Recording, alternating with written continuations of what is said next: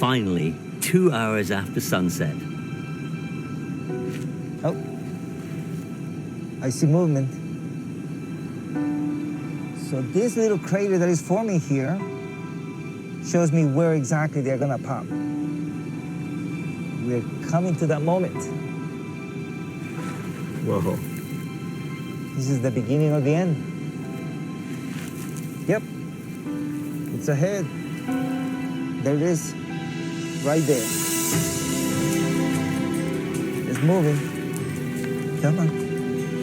It is pretty normal that you get one or two coming ahead of everybody else.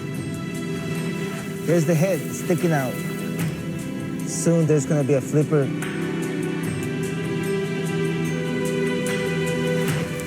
There's another one coming up right there. My guess is that the rest of the group is sitting right underneath.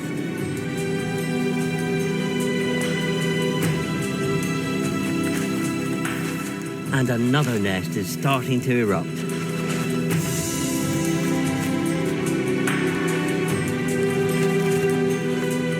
Once the hatchlings start, there's no stopping them.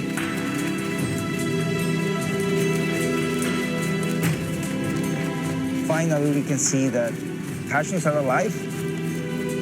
It's definitely worthwhile.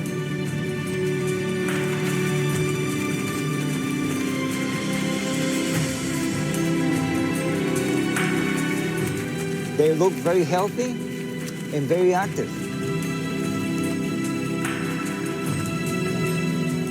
And they are just beautiful little turtles.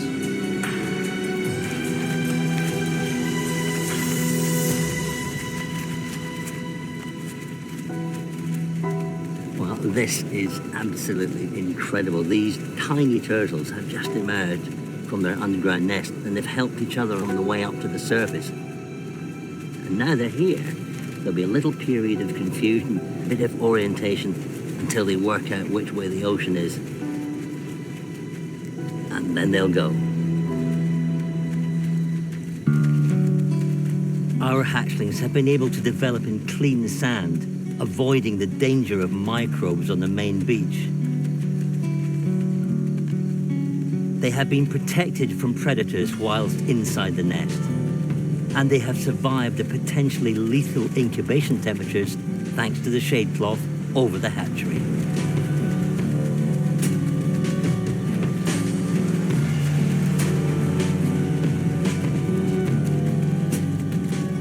They are just driven by an innate desire to get to the ocean. Wonderful.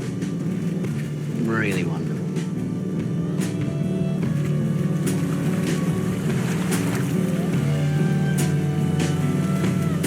Hatchlings from the two nests make it to the ocean before midnight.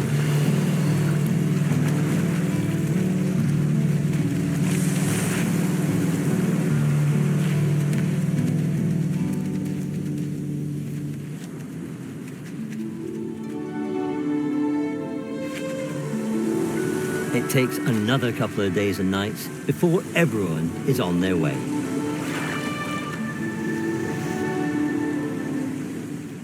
In the end, 424 baby turtles successfully emerged from the 5 nests in the hatchery. We put 485 eggs in, so that gives us a hatching success rate of 87%. That's more than 10 times the normal rate on the main beach.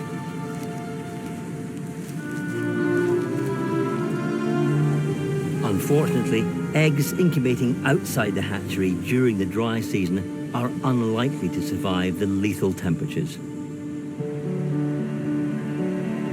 When the cooler season returns, hatching rates will improve, significantly so if the females lay their eggs on less used and therefore less contaminated sections of the beach.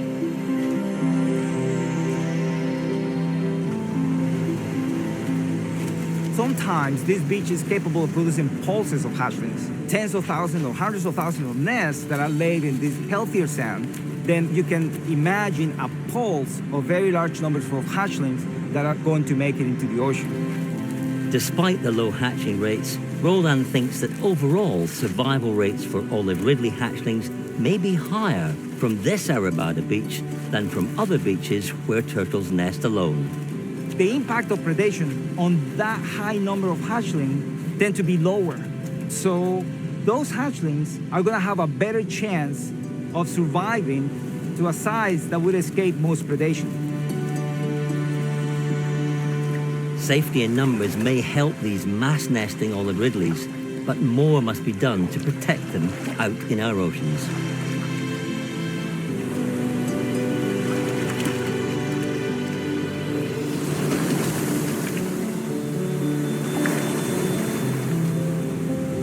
For Roldan, this departure is the culmination of a groundbreaking and revealing experiment. The knowledge acquired here is going to help us gather more information about this population and understand how it might persist over time or how it might be affected by a changing world. Buenos días, estamos aquí para enseñarle el desarrollo económico contra la naturaleza en Puerto Rico desde Rincón. Miren. Aquí a mi espalda, un nido gigante de un tinglar, miren. Vean los huevos. Vean los huevos que tuvo que dejar. Y vean la puerta de fondo.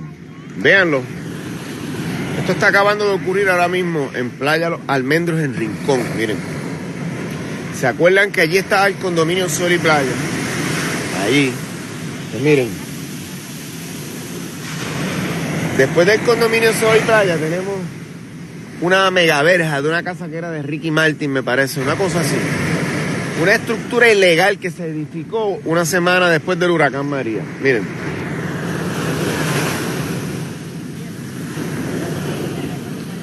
Miren esta imagen. Vean la puerta. Vean la puerta. Y vean cómo el tinglar tuvo de dejar sus huevos ahí, mírenlo.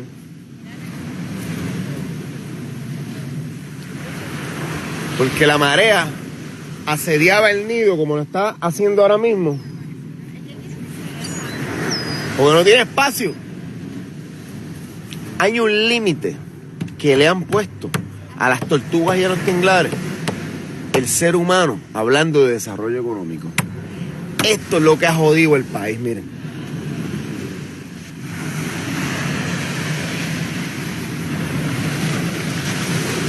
Ven los huevitos, ¿verdad? Pues había un montón allí.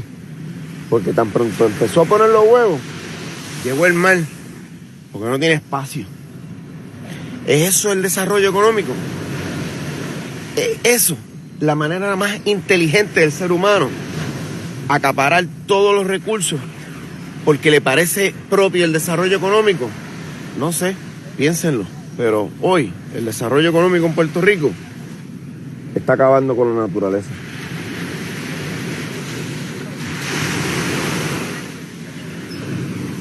Y si usted no comparte este video, eso va a seguir ocurriendo. Secretaria, ¿qué vamos a hacer con esta verja, secretaria? Porque si allí, en Sol y Playa, la verja es ilegal e impide el que esto ocurra, pues ¿qué vamos a hacer aquí? Junta de planificación, ¿qué va a hacer aquí? Oficina de gerencia y permiso, ¿qué va a hacer aquí? Aquí sí es verdad que no hubo permiso ni una puñeta. Entonces, miren, tiene que estar bregando uno con esto a diario. El ser humano se hizo para pensar, no para estar vigilando las estupideces que hacen otros. En un bien de dominio público, en la zona marítimo terrestre, muere un hábitat de los tinglares porque el ser humano quería el desarrollo económico que representaba las playas de Puerto Rico. Tenemos que cambiar. Compartan, por favor, Playa Los Almendros, ahora mismo. Vea, secretaria, nada ha acabado, miren. El agua, el nido, el ser humano. Casa Haynes. Para adelante, siempre para adelante. Compartan. Vamos ahora aquí a esperar los tortugueros para que ustedes sepan Tienen que sacar todos los huevos que queden ahí. Y después que saquen todos esos huevos, se los tienen que llevar para otro sitio. Para tratar de que ellos puedan eclosionar. Porque el ser humano le dio por ser tan estúpido que entendió un día que estas puertas era la entrada a la naturaleza. Y lo que hicieron fue cerrar las puertas a la vida. Qué mal.